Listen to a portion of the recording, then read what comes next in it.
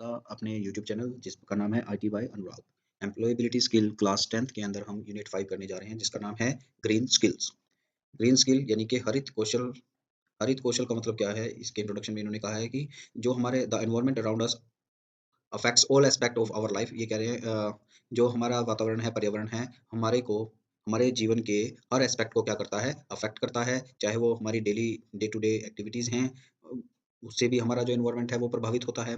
Those who lives in cities get their food supply from surrounding villages and in turn are dependent on forest, grasslands, rivers, sea seashores और for resources such as water, fuel, wood, fodder etcetera. ये कह रहे हैं कि जो लोग शहरों में रहते हैं, वो अपने आस-पड़ोस के विलेजेस पर क्या है निर्भर हैं, जैसे कि फूड सप्लाई के लिए, या फिर डिपेंडेंट रहते हैं जंगलों से, ग्रासलैंड से, रिवर से पानी पीने के लिए, या फिर जो समुद्री जीव वगैरह हैं, वहाँ से भोजन के लिए और पानी के लिए अपने आस-पड़ोस पर निर्भर करते हैं। Everything around us forms our environment environment and our lives depends on the natural world around us. ये कह रहे हैं कि हमारे जो आस-पास का एनवायरनमेंट है, और जो हमारी जीविका है, वो डिपेंड करती है हमारे आस-पड़ोस के जो नेचुरल वर्ल्ड है, जो प्राकृतिक विश्व है, उसके अराउंड करती है।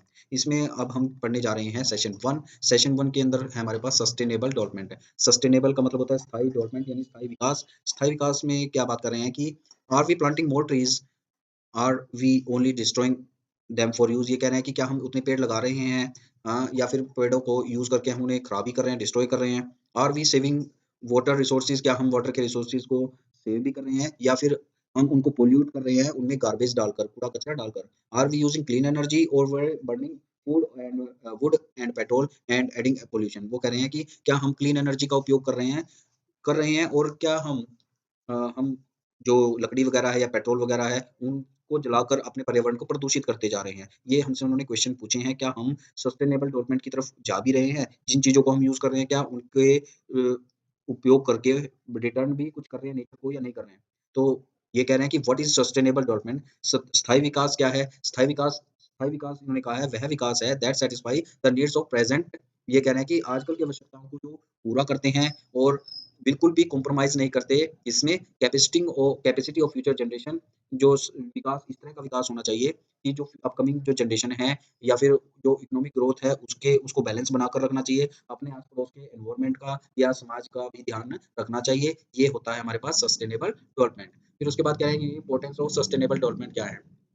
Economic development is using up resources of world so quickly that our future generation. ये कह रहा है कि इकोनॉमिक डेवलपमेंट, आर्थिक डेवलपमेंट के लिए हम रिसोर्सेज का विश्व में बहुत ज़्यादा उपयोग कर रहे हैं।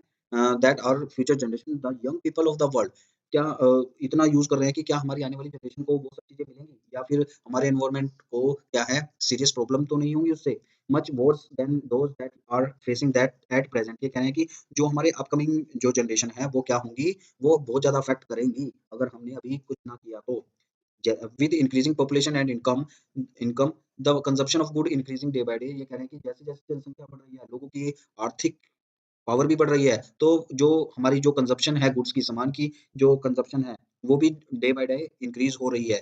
This lead to increase in production and utilisation of note natural resources. ये कह रहे हैं कि जैसे-जैसे हमारे पास पॉपुलेशन बढ़ रही है, हमारे पास पैसा ज़्यादा आ रहा है, तो हम क्या कर रहे हैं, ज़्यादा से ज़्यादा नेचुरल रिसोर्सेज़ का यूटिलाइज़ेशन कर रहे हैं, उनका प्रोडक्शन कर रहे हैं, which are required for producing goods, क्योंकि उनको जो गुड्स को, सामान को पैदा करने के लिए ज़रूरी है, उनका यूटिलाइज़ेशन भी बहुत ज़्यादा हो रहा है। Society must thus change its development strategy to form a new form where development will not destroy the environment। ये कह रहे हैं कि हमारी सोसाइटी को कुछ ना कुछ ऐसा चेंज लेके आना चाहिए डेवलपमेंट स्ट्रेटजी में, ताकि हमारे जो एनवायरनमेंट है, हमारा जो डेवलपमेंट है, सोसाइटी को या एनवायरनमेंट को क्या ना कर सके, वो डिस्ट्रॉय ना कर सके। This form of sustainable development can only be brought about if each individual practices a sustainable lifestyle. ये कह रहे हैं कि ये सस्टेनेबल डेवलपमेंट तभी हो सकता है जब सभी व्यक्ति सस्टेनेबल लाइफस्टाइल यानी स्थायी लाइफस्टाइल को अपनाएं। Since most of the natural resources are scarce, therefore careful utilisation of resources is necessary. ये कह रहे हैं कि नेचुरल रिसोर्स है वो बहुत कम मात्रा में है, इसलिए हमें उनका यूटिलाइजेशन जो है बहुत ध्यानपूर्वक करना चाहिए। Sustainable development is defined as development that meets the need of the present without compromising the future generation to meet their own needs. ये कह रहे हैं कि सस्टेनेबल डेवलपमेंट डिफाइन करता है वह विकास जो प्रेजेंट जो आवश्यकताएं हैं उनको पूरा करे, फ्यूचर जनरेशन के जो रिसोर्सेज हैं उनके को कंप्रोमाइज करे बिना। ठीक है, जैसा कि इन्होंने कहा है, for example sustainable agriculture consist of environment friendly methods. ये कह रहा है कि सस्टेनेबल डेवलपमेंट में जो है कंसिस्ट करता है एनवायरनमेंट फ्रेंडली मेथड्स का, फार्मिंग के लिए, जो अलाउ करता है प्रोडक्शन ऑफ एग्रीकल्चर क्रॉप्स और लाइवस्टॉक्स विदाउट डैमेज टू ह्यूमन और नेचुरल रिसोर्सेज की हमें इस तरह से एग्रीकल्चर चीज़ों को अपनाना चाहिए या यूज़ करना चाहिए और उनको स्टॉक भी करना चाहिए विदाउट ह्यूमन डैमेज। ह्यूमन उनको क्रॉप्स को डैमेज ना करे और नेचुरल सिस्टम अपना जो है वो ठीक-ठाक चलता रहे। It involves presenting the use of chemicals so as to avoid diverse effect to soil, water and biodiversity. ये कह रहे हैं कि ये उन चीज़ों को शामिल करता है जिससे कि प्रिवेंट हो सके केमिकल्स का, जो कि अफेक्ट करते हैं हमारी धरती को, हमारे पानी को या बायोडायवर्सिटी को। जो नेक्स्ट टॉपिक है वो है problems related to sustainable development. स्थायी डेवलपमेंट या स्थायी विकास के लिए से रिलेटेड जो प्रॉब्लम्स हैं वो कौन-कौन सी हैं? There are 3 major problems related to sustainable development. First one is food. The amount of rich and fertile land needed to grow crops such as wheat, rice is becoming less as we are using up more and more land for other purposes। ये कह रहे हैं कि जो हमारे पास जो काफ़ी मात्रा में फर्टाइल लैंड्स की ज़रूरत है फसलों को उगाने के लिए, जैसे कि हमारे पास व्हीट हो गया, गेहूँ या चावल के लिए, लेकिन वो क्या हो रहा है फर्टाइल लैंड जो है वो लेस होती जा रही है, क्यों? क्योंकि हम जो एग्रीकल्चर लैंड है उसका अत्यधिक यूज़ कर रहे हैं दूसरे कार्यों के लिए। जैसे कि फैक्ट्री लगा दी या कुछ इंडस्ट्री वगैरह को मेंटेन बनाने के लिए हम क्या करते हैं, वहाँ पर लगा लेते हैं और दूसरा एग्रीकल्चर लैंड का यूज़ कर लेते हैं। दूसरा क्या कर रहे हैं, soil nutrients are also getting depleted and loads of chemicals are spoiling soil due to the use of chemical fertiliser. ये कह रहे हैं कि जो हमारे जो भूमि के जो तत्व हैं, न्यूट्रिएंट्स हैं, वो भी क्या हो रहे हैं, दिन डे बाय डे कम होते जा रहे हैं, क्योंकि उसमें काफ़ी सारी हमारी जो केमिकल्स का यूज़ कर रहे हैं हम, केमिकल फर्टिलाइज़र्स का उपयोग कर रहे हैं, जिसकी वजह से क्या हो रही है, हमारी फर्टाइल जो सोइल है वो स्पॉइल होती जा रही है, नष्ट होती जा रही है। उसके बाद दूसरा है ये सतत विकास का जो प्रॉब्लम है। दूसरा क्या कह रहे हैं ये water water we use fresh water for from rivers and ponds for drinking and cleaning but dump garbage into them. ये कह रहे हैं कि हम जो स्वच्छ पानी है या स्वच्छ पानी जो हमें रिवर्स से या तालाबों से मिलता है पीने के लिए या साफ-सफाई के लिए, उसको हम गंदा करते जा रहे हैं, क्योंकि उसके अंदर हम क्या डंप करते जा रहे हैं, गार्बेज, कचरा गिराते जा रहे हैं। The rivers and ponds are getting polluted this way after several years we will have no clean water for our use. तो इस तरीके से हम क्या कर रहे हैं, हम अपनी जो पाउंड्स हैं और रिवर्स हैं उनको पॉल्यूटेड करते जा रहे हैं, प्रदूषित करते जा रहे हैं और अगर इसी तरह से कुछ चलता रहा तो कुछ सालों में हमें पीने के लिए स्वच्छ पानी नहीं मिलेगा। Next one fuel. Fuel. We are using lots of woods from trees as fuels and for construction of homes and furnitures। ये कह रहे हैं कि हम काफ़ी सारी लकड़ी का उपयोग कर रहे हैं। पेड़ों की लकड़ी पेड़ों को काट रहे हैं और उस लकड़ी का यूज़ कर रहे हैं फ्यूल्स के लिए यानी ईंधन के लिए या फिर घरों को बनाने के लिए या फिर घरों में जो फर्नीचर होता है उसके लिए। As more and more trees are being cut. जैसे ही ज़्यादा से ज़्यादा पेड़ कटते जाएँगे, इट इज़ अफेक्टिंग यह बुरी तरह अफेक्ट करेगा हमारे जो क्लाइमेट का प्लेस है उसको extreme weather conditions such as floods, extreme cold और heat are seen in many places. जैसा कि ये कह रहे हैं कि हम आजकल क्या देख रहे हैं, बहुत ही ज़्यादा एक्सट्रीम वेदर कंडीशन देख रहे हैं, जैसे कि कहीं पर फ्लड आ गई या बहुत ज़्यादा ठंड पड़ गई या बहुत ज़्यादा गर्मी हो गई, काफ़ी जगहों पर देखने को मिल रहा है क्योंकि हम जो हैं अपने प्राकृतिक संसाधनों को एज़ अ ईंधन यूज़ कर रहे हैं। नेचुरल रिसोर्सेज़ जो है हमारे पास बहुत सारे ऐसे हैं जो बहुत लिमिटेड हैं और उनका हम यूज़ कर रहे हैं, तो जिसकी वजह से हमें ये एक्सट्रीम कंडीशंस देखने को मिल रही हैं। uh, an environment friendly way for production of power is using solar energy. इन्होंने कहा कि एनवायरमेंट फ्रेंडली हमारे पास एक तरीका है कि हम सोलर पावर का यूज करें एनर्जी के लिए या क्योंकि ये हमें कहाँ से मिलती है, सन से मिलती है जो कि क्या है अनलिमिटेड है। उसके बाद कह रहे हैं one major example of large scale production of solar power is seen in चरण का। ये कह रहे हैं कि गुजरात में एक सोलर पार्क है चरण का, जहाँ पे एक बहुत सारे मात्रा में अधिक मात्रा में प्रोडक्शन हो रहा है सोलर पावर का और this barren land with wild vegetation has a mega solar power plant of 600 megawatt. ये कह रहे हैं कि जो वो बंजर भूमि है वहाँ पर इन्होंने एक 600 मेगावाट का क्या लगाया है, सोलर पावर प्लांट को इन्होंने लगाया है। This has reduced the dependency of non renewable fossil fuels in Gujarat. ये कह रहे हैं कि जो हमारे पास जो अ, हमारे जो फॉसिल फ्यूल्स की डिपेंडेंसी है उसको बहुत ज़्यादा कम कर दिया है गुजरात में। The people of Chanaka have benefited as they have a good source of income. ये कह रहे हैं कि जो पीपल है चनाका के वो क्या है बेनिफिटेड हो रहे हैं, उनको फ़ायदा मिल रहा है क्योंकि उनके पास अब इनकम का एक अच्छा स्रोत है और ये क्या कर रहे हैं कि इ और इससे आने वाले 40 से 50 सालों की जनरेशन को इसको हेल्प मिलेगी सिर्फ़ और सिर्फ़ सोलर पावर प्लांट की वज़ह से, जो कि चनाका में के गुजरात में है सोलर।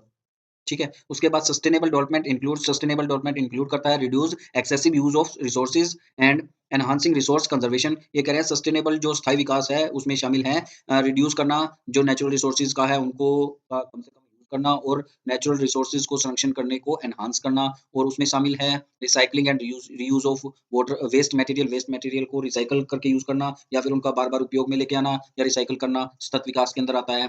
और स्थायी विकास के अंदर दूसरा आता है scientific management of renewable resources specially bio resources ये कह रहे हैं कि साइंटिफिक मैनेजमेंट यूज़ करना चाहिए हमें रिसोर्सेज़ का, जैसे कि बायो रिसोर्सेज़ है, बायोगैस हो गया या ऑर्गेनिक फार्मिंग हो गया। हमें क्या करनी चाहिए, ज़्यादा से ज़्यादा ट्रीज़ को प्लांटिंग करना चाहिए, लगाना चाहिए, ग्रीन ग्रास पैचेज़ हमें बनाने चाहिए। वहाँ पर जैसे कि जो हमारी बिल्डिंग्स हैं, उनके आस-पास में बनाना चाहिए।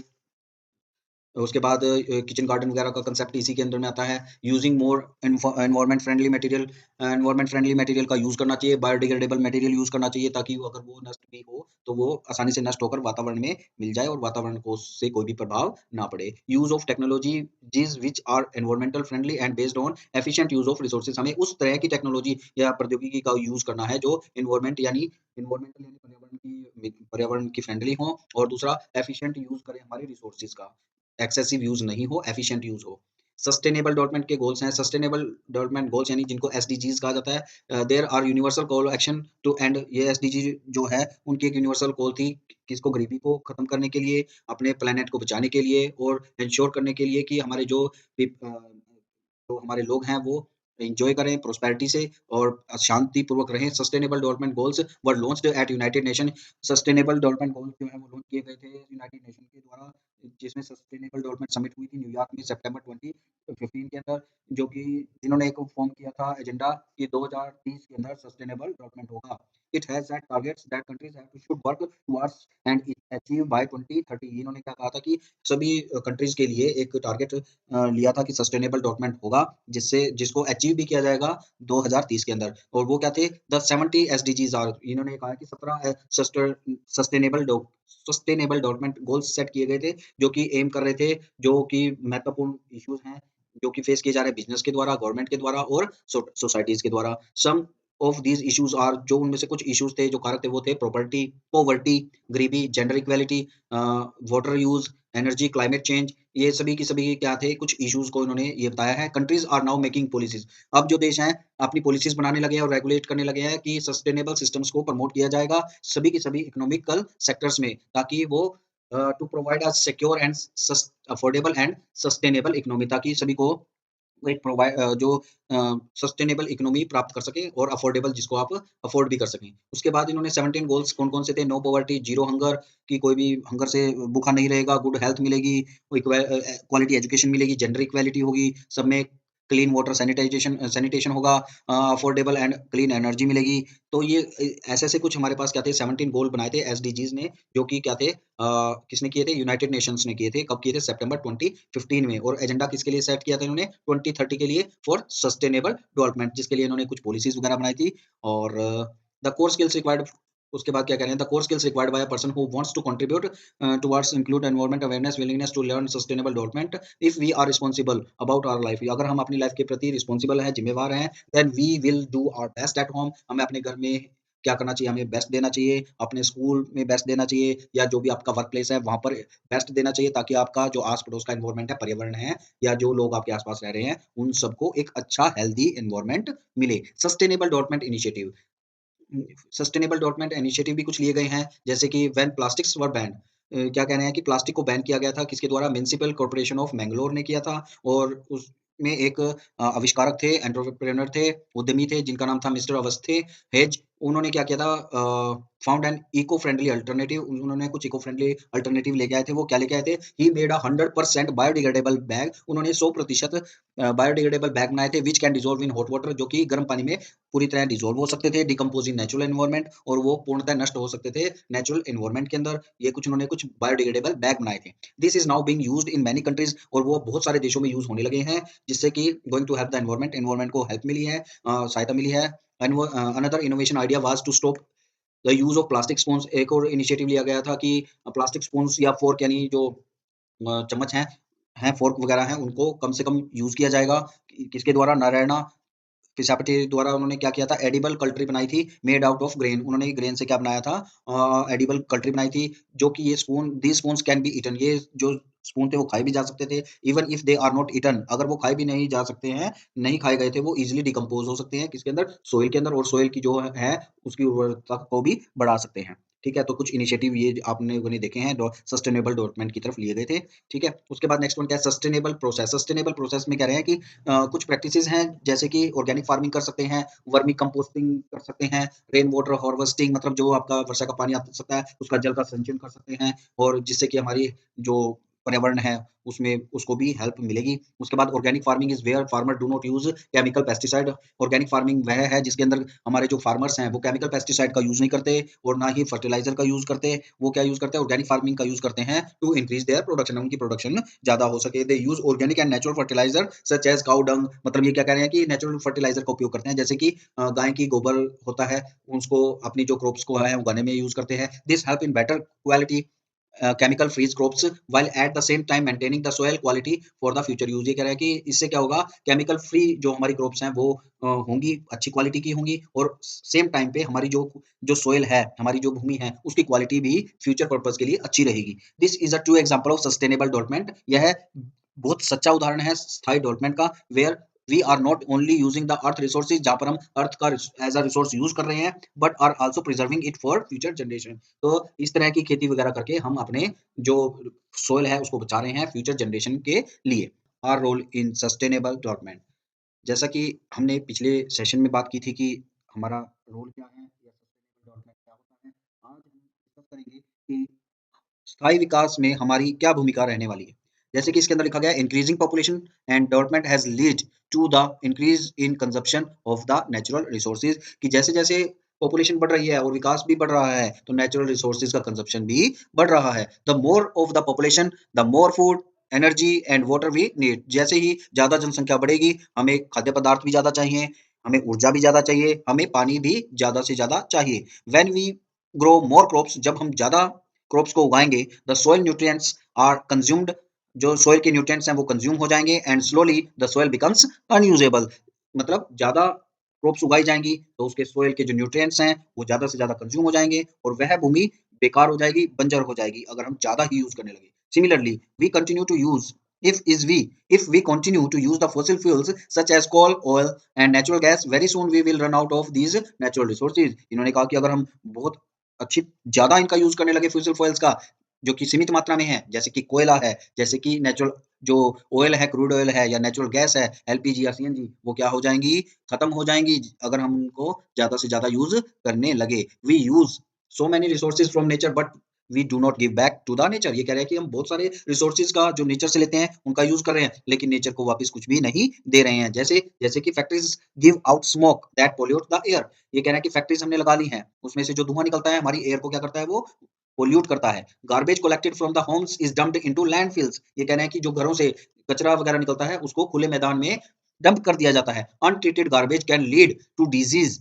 And unhealthy environment. ये कह रहे हैं कि अगर कचरे का प्रबंधन अच्छी तरह नहीं किया गया, तो यह बीमारियाँ लेके आएगा और हमारे वातावरण को अनहेल्दी बना देगा। Sewage from the cities is dumped into the seas and lakes, making is it unsafe for marine life. ये कह रहे हैं कि जो जो घरों से गंदा पानी निकलता है या सीवेज होता है, गंदे नाले होते हैं, वो उनको सिटीज़ में से डंप कर दिया जाता है, या तो समुद्र में या वहाँ की नदियों में, जिससे कि जो समुद्री जीव हैं, उनकी लाइफ क्या हो जाती है? अनसेफ हो जाती है। This shows that through we are using the natural resources, we are doing nothing to return or give back to the nature। ये सब कारण दर्शा रहे हैं कि हम नेचुरल रिसोर्सेज का यूज़ तो बहुत कर रहे हैं, लेकिन उनको रिटर्न में नेचर को उनको ठीक करने के लिए कुछ भी नहीं दे रहे हैं। Natural resources are limited. Natural resources क्या होते हैं? लिमिटेड होते हैं। With the time they will get over. कुछ समय के बाद वो खत्म हो सकते हैं। If we do not do anything, अगर हमने कुछ नहीं किया तो वो खत्म भी हो सकते हैं, और our future generations will not be able to survive. और बिना इसके जो खत्म हो गए नेचुरल रिसोर्सेज, हमारे आने वाली जनरेशंस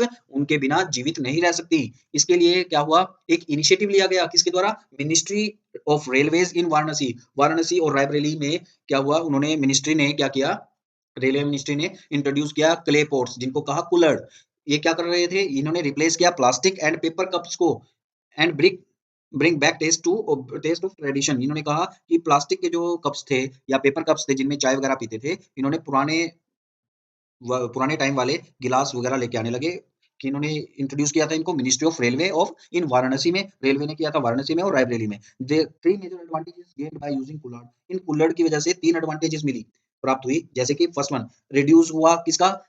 कटिंग ऑफ ट्रीज़, जो कि एक जो पेड़ कट रहे थे पेपर कप बनाने के लिए, ठीक है? उन ट्रीज़ को कट होने में कमी हुई। जॉब क्रिएशन हुई पोर्टर्स के लिए, जो कुम्हार थे उनके लिए जॉब्स क्रिएशन हुई हैं, जिसने हमारी इकोनॉमी को कंट्रीब्यूट किया। फिर उसके बाद रिड्यूस हुई प्लास्टिक वेस्टेज, ठीक है? तो ये कुल्हड़ ने 3 चीज़ों को किया था। फिर उसके बाद आता है हमारा क्या रोल है सस्टेनेबल डेवलपमेंट की तरफ। जैसे कि हमने पिछले सेशन में भी पढ़ा था कि यूनाइटेड नेशंस ने 17 एसडीजी फॉर्म किए थे कि हर एक कंट्री या हर एक नेशन को इन पर वर्क करना चाहिए, ताकि हम आने वाली प्रॉब्लम्स को जो वर्ल्ड में हैं, उनको कम फेस करें। Countries should form rules and guidelines to remove poverty. उन्होंने कहा था कि हर एक देश को कुछ ना कुछ रूल ऐसे बनाने चाहिए और गाइडलाइंस ऐसी बनानी चाहिए जिससे कि गरीबी दूर हो सके, भुखमरी दूर हो सके और लोगों को अच्छा हेल्थ और क्वालिटी एजुकेशन मिले। These goals have been made so that all the nations take action to protect our air, water, and land from pollution and provide clean water, air, and energy to all the peoples. इन गोल की help ये इन goals ने क्या किया था? Nations को कहा था कि आपको एक्शन लेने हैं आपकी एयर को प्रोटेक्ट करने के लिए, वाटर को प्रोटेक्ट करने के लिए या फिर भूमि को प्रोटेक्ट करने के लिए किससे? पोल्यूशन होने से, ठीक है? और ताकि लोगों को क्या मिल सके? क्लीन वाटर मिल सके, क्लीन पानी मिल सके और एनर्जी जो है वो सभी लोगों को मिले। Sustainable development can actually happen only when each one of us work towards it. Sustainable स्थायी विकास हमेशा तभी मिल सकता है, तभी संभव है जब हम में से हर व्यक्ति उसकी तरफ कार्य करे। We have to become responsible environment citizen who can protect the environment through our own efforts। ये कह रहे हैं कि हम रिस्पॉन्सिबल एनवायरमेंट सिटीजन तभी हो सकते हैं जब हम एनवायरमेंट को इन अपने एफर्ट्स से बचा सकें, प्रोटेक्ट कर सकें। Here are some basic ways in which people can help towards sustainable goals। यहाँ पर कुछ वेज हैं जिसकी हेल्प से हम एसडीजी की तरफ जा सकते हैं। कौन-कौन से हैं वो? क्वालिटी एजुकेशन की अच्छी उच्च गुणवत्ता वाली शिक्षा सभी को मिले। Education is the most important factor for sustainable development. ये क्या कह रहे हैं कि अच्छी शिक्षा एक अच्छा इम्पोर्टेंट यानी कि क्या कहते हैं उसको इम्पोर्टेंट फैक्टर है सस्टेनेबल डेवलपमेंट का। Children who have gone to the school will be able to do jobs. ये कह रहे हैं कि जो बच्चे स्कूल की तरफ जाएँगे वो अच्छी जॉब्स प्राप्त करेंगे so that they can take care of themself. ताकि वो अपना जॉब्स अच्छी प्राप्त करेंगे, वो अपना भी देखभाल करेंगे और अपनी फैमिलीज़ का भी देखभाल कर पाएँगे अगर वो जाएँगे school. Education help us become aware our role as a responsible citizen. शिक्षा हमें जागरूक करती है कि हम किस तरह से रिस्पॉन्सिबल सिटीज़न का रोल अदा कर सकते हैं। वी शुड हम क्या कर सकते हैं? Use the facilitate present in our areas. हम क्या कर सकते हैं? जो अगर हमारे पास क्वालिटी एजुकेशन होगी तो हम यूज़ कर सकते हैं उन फैसिलिटीज़ का जो हमारे एरियाज़ में प्रेज़ेंट हैं। Take care our friends to school. हम अपने फ्रेंड्स को यानी मित्रों को स्कूल में लेके जा सकते हैं। Help friend study. अपने दोस्तों को, मित्रों को पढ़ाई में हेल्प कर सकते हैं अगर हमारे पास क्वालिटी एजुकेशन होगी। Stop friends from dropping out of the school. उन जो मित्र हमारे स्कूल जाना बंद कर गए हैं, उनको भी हम एजुकेट कर सकते हैं, अपने स्कूल्स में लेके आ सकते हैं। उसके बाद मतलब जो ड्रॉपिंग आउट स्कूल है, उसको हम कम कर सकते हैं। उसके बाद कह रहे हैं clean water and sanitization. We must take make we must make effort to make India free of open defecation defecation by building toilets and creating awareness towards sanitation। ये कह रहे हैं कि हमें जो सैनिटाइजेशन है उसकी तरफ क्या करना चाहिए? अवेयरनेस फैलानी चाहिए। जो टॉयलेट्स हैं उनको बनाना चाहिए, अवेयरनेस क्रिएट करनी चाहिए सैनिटाइजेशन की के लिए, ताकि industrial pollution is polluting our water resources. जो इंडस्ट्री से जो पॉल्यूशन होता है हमारे वाटर रिसोर्सेज़ को क्या कर रहा है? वो प्रदूषित कर रहा है, जो कि which is nearly future will cause security of clean drinking. ये कह रहे हैं कि अगर ऐसे ही चलता रहा तो हमारे पास जो फ्यूचर में जो क्लीन वाटर है उसकी कमी हो जाएगी और पीने लायक भी यूजेबल वाटर नहीं बचेगा। We must take care measurable steps to promoting awareness to keep water resources clean. हमें कुछ ना कुछ ऐसे जो कहते हैं ना कदम उठाने पड़ेंगे प्रमोट करने के लिए, किसके लिए? वाटर रिसोर्स क्लीन करने के लिए कुछ ऐसे ज़रूरी आवश्यक कदम उठाने पड़ेंगे। उसके बाद कह रहे हैं affordable and clean energy using. अब जो आसानी से क्लीन एनर्जी सबको मिल सके, अफोर्डेबल जिसको हम प्राप्त कर सकें, जिसको हम खरीद सकें। Using solar power is that power generated using the sun does not cause pollution as it does not require burning of non renewable fuels such as coal. ये कह रहे हैं कि जो सोलर पावर है उनका यूज़ करना है, क्योंकि ये जो पावर जनरेट करते हैं, जो पावर जनरेट होती है सन से, वो कुछ भी प्रदूषण नहीं फैलाती, क्योंकि ना ही उससे कुछ ऐसी चीज़ों को बर्न करना पड़ता है जिन जिन रिसोर्सेज़ को हम जैसे कि कोयल है वगैरह-वगैरह। We are making effort to increase the solar power generation so that our electricity needs are met and at the same time do not pollute the environment और use up natural resources। ये कह रहे हैं कि हमें कुछ इस तरह के एफर्ट करने चाहिए ताकि सोलर पावर को की जनरेशन ज़्यादा से ज़्यादा हो, so that कि हमारी जो इलेक्ट्रिसिटी की जो आवश्यकताएँ हैं वो पूर्ण हो सकें और सोलर पावर हमारे जो एनवायरनमेंट है उसको भी पोल्यूट नहीं करता और ना ही सोलर पावर में हमारा कोई नेचुरल रिसोर्स का कंजप्शन होता है। Usage of biogas is also an eco friendly alternative. ये कह रहे हैं कि हमें अपनी बायोगैस वगैरह को यूज़ करना चाहिए क्योंकि ये इको फ्रेंडली अल्टरनेटिव है नेचुरल गैसेज़ का। ठीक है? बायोगैस की बात कर रहे हैं। उसके बाद हो रहा है decent work and economic growth. हमें अच्छा वर्क करना चाहिए और जिससे कि और इकोनॉमिक ग्रोथ की तरफ वर्क करना चाहिए, जिसके लिए हम क्या कर सकते हैं? Study and find good jobs to take care of ourself and our families. हमें क्या करनी चाहिए? शिक्षा प्राप्त करनी चाहिए और अच्छी जॉब्स को प्राप्त करना चाहिए, जिससे कि हम अपना और अपनी फैमिलीज़ का पेट भर सकें। Work hard and contribute the society. हमें कठिन परिश्रम करना चाहिए ताकि हमारे समाज को भी कुछ न कुछ फ़ायदा मिले। Learn and work skills so that we get add more value in our economy. हमें ज़्यादा से ज़्यादा कौशल स्किल्स को पढ़ना चाहिए और कौशल्स को डेवलप करना चाहिए ताकि हम अपनी कम्युनिटी को भी कुछ ना कुछ वैल्यूज़ ऐड करके दें। मतलब हम भी कुछ जॉब क्रिएट करें। रिड्यूस्ड इनइक्वालिटीज़, इनइक्वालिटीज़ जो सामाजिक असमानताएँ हैं, उनको दूर कर सकें। To reduce inequalities we can क्या-क्या कर सकते हैं हम सामाजिक असमानताओं को दूर करने के लिए? हमें be helpful to one another, हर एक के प्रति हेल्पफुल रहना चाहिए। बी फ्रेंडली विद एवरीवन, हर एक के साथ मित्रतापूर्ण स्वभाव रखना चाहिए। इंक्लूड एवरीवन व्हाइल वर्किंग और प्लेइंग, हर एक के साथ खेलना, हर एक बंदे को अपने खेल में या काम में क्या करना चाहिए? शामिल करना चाहिए। Help other by including everyone whether they are small, हमें हर हर व्यक्ति को शामिल करना चाहिए, उनकी हेल्प करनी चाहिए। ये नहीं देखना चाहिए कि वो बड़े हैं, छोटे हैं, लड़का है, लड़की है या फिर वो किसी और कास्ट से है, हम किसी और कास्ट से हैं। हम सबको इन चीज़ों को ध्यान में नहीं रखना है, जिससे कि हमारी जो इनइक्वालिटीज़ हैं, रिड्यूस हो सकती हैं। उसके बाद है next one sustainable cities and communities. Sustainable स्थायी सिटीज़ और कम्युनिटीज़ का क्रिएटिंग करना चाहिए, बनाना चाहिए। क्या करती हैं इसके अंदर? Save energy by switching off lights, fans when not in use. ये कह रहे हैं कि सस्टेनेबल स्थायी सिटीज़ और कम्युनिटीज़ तभी बन सकती हैं, जब हम अपनी जो लाइट्स हैं या फैन्स हैं, उनका स्विच को बंद करें, जब वो यूज़ में नहीं है। नेचुरल लाइट कितनी है, ज़्यादा से ज़्यादा उसका यूज़ करें। एनर्जी एफिशिएंट लाइट्स का यूज़ करें, जैसे कि एलईडी बल्ब्स आ रहे हैं या एलईडी अप्लायंस आ रहे हैं, उनका यूज़ करने के से हम क्या कर सकते हैं? क्रिएटिंग कर सकते हैं सस्टेनेबल सिटीज़ का। फिर उसके बाद रिस्पांसिबल कंज्यूमर और प्रोड्यूसर, जो हम हैं ज़िम्मेदार प्रोड्यूसर भी बन सकते हैं और कंज्यूमर भी बन सकते हैं। कैसे बन सकते हैं? बाय रीयूजिंग द पेपर, जो पेपर है उनका बार-बार यूज़ करके, जो ग्लास वगैरह है, प्लास्टिक वगैरह है, इनका बार-बार यूज़ करके, ठीक है? वाटर का बार-बार यूज़ करके, मतलब रीयूज़ करके, यूज़ नहीं रीयूज़ करके। उसके बाद टेकिंग क्लॉथ बैग्स, हम क्या जब भी मार्केट में जाते हैं फ्रूट या वेजिटेबल्स लेने के लिए, तो हमें क्या करना चाहिए? जो है कपड़े से बने बैग्स का यूज़ करना चाहिए। हमें जो भी फर्नीचर या बुक्स या क्लॉथ जो हमारे काम में नहीं है, हमारे यूज़ में नहीं है, उसे हमें डोनेट करना चाहिए नीडी लोगों को। बाय करना चाहिए, buy and eat seasonable fruits. ये कह रहे हैं कि जो लोकल ग्रोवर्स हैं, उनसे हमें सीज़नेबल फ्रूट्स खरीदने चाहिए और उनको कंज़्यूम करना चाहिए, ताकि लोकल मार्केट में भी पैसा जाए और आपकी सेहत भी ठीक रहे सीज़नल फ्रूट्स खाने से। उसके बाद क्या कह रहे हैं? Repair leaking taps and pipes to avoid wasting water. Wasting water जहाँ से हो रहा है, चाहे वो खराब टैप्स हैं, नल हैं या पाइप हैं, अगर उनमें से वाटर लीक हो रहा है, तो उनको हमें क्या करना चाहिए? रिपेयर भी करवाना चाहिए। उसके बाद sort and treat garbage before disposing. हमें क्या करना चाहिए? जो गार्बेज है, उसको डिस्पोज़ करने से पहले उसको अच्छी तरह से ट्रीट करना चाहिए। ऐसा नहीं है कि गार्बेज को उठाया, प्लास्टिक को उठाया, सीधा जला दिया।